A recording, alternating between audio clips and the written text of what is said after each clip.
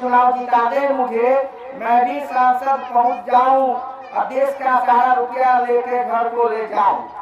गांधी की प्रतिमा लगवाकर एक बड़ा सा दफ्तर बनवाऊं और रिश्वतखोरी की बहती गंगा में रोज डुबकी लगाऊं। एक चुनाव जिता दे मुझे, पीढ़ी दर पीढ़ी में कर जाऊं। तो कहने का मतलब ये है कि आजकल के नेता जो है यही इसी पर लगे हुए सत्ता, संपत्ति और सम्मान। तो इसके लिए मुख्य कारण आप जनता है, हम लोग हैं, जो गलत नेताओं को जो है चुन कर सांसद में चाहे विधायक में भेज देते हैं। जो जातिवाद, वर्गवाद, पैसा पर वो लोग कहते हैं कि हाँ पैसा पर अपना वोट खरीद लेंगे और 5 साल तक जनता तो वही जातिवाद और उस पर वोट करेगी। तो आखिर नब्ज को टटोल दिए।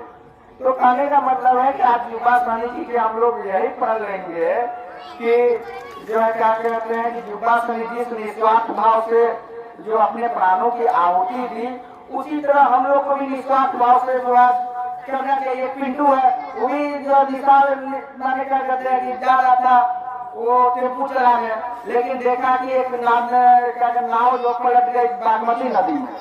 तो उसने क्या काम किया कि टेम्पू छोड़कर, बेचारा गरीब माँ का इकलौता बेटा था जो कमाकर अपनी माँ को क्या कहते पालन पोषण करता था।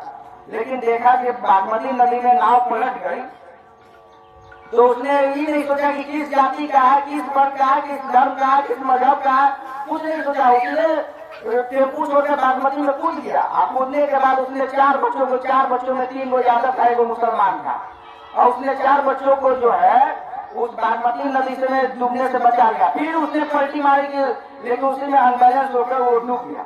तो ऐसे महान सच्चे जो सेवक हैं, जो समाज के प्रति अपने प्राणों के, उसको हम लोग नमन करते। तो उसकी विचारधारा से हम लोग को सीख लेना चाहिए। युवा समिति जी के साहस से हम लोग को सीख लेना चाहिए कि हम लोग को जात पात से ऊपर उठकर समाज के लिए